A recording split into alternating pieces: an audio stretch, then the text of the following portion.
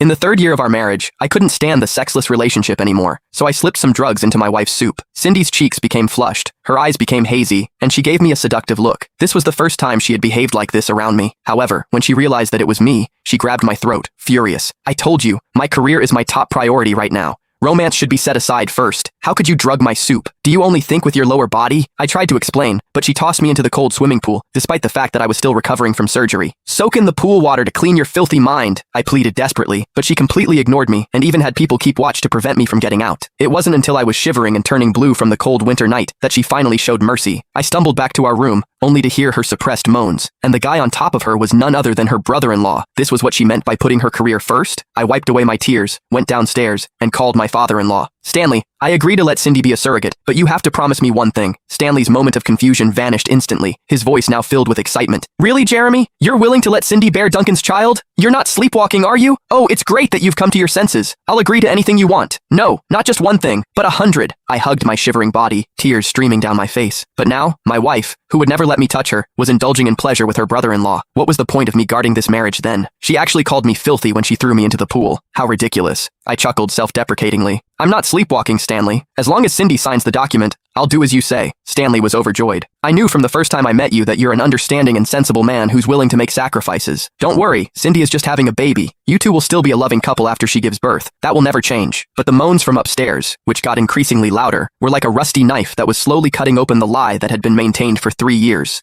I tried to suppress the pain in my heart and fell asleep with my mind in chaos. When I suggested intimacy, she gently kissed my cheek and said, Jeremy, the company is at a critical juncture. I need to focus on my career. You understand, don't you? I did not understand. We don't need to have a baby. It won't be a problem. She reasoned. Condoms aren't 100% effective. What if there's an accident? I would have to go through the pain of having an abortion. Could you bear to see me suffer? I loved her, and I couldn't bear to see her suffer. But reality dealt me a heavy blow. The surgery wound was excruciating, and my broken heart was also in pain. With my last strength, I finished the divorce agreement, then called for an ambulance before losing consciousness. The next day, I woke up in the hospital. Cindy was by my bedside, her eyes full of concern and anxiety. Why didn't you tell me you were feeling unwell? The doctor said you have a high fever. Does it hurt anywhere else? She reached out to touch my forehead. I instinctively recoiled, my gaze sweeping over her neck. There, several bright red hickeys remained, sharp and painful to my eyes. Cindy noticed my gaze and tried to cover them up by pulling up her collar. You didn't come back to the room last night, so I was the mosquitoes' only target. Why would there be mosquitoes in the dead of winter? Cindy asked me kindly. What would you like to eat? I didn't answer. I closed my eyes, ignoring her. Just then, Duncan came into the ward carrying a thermos.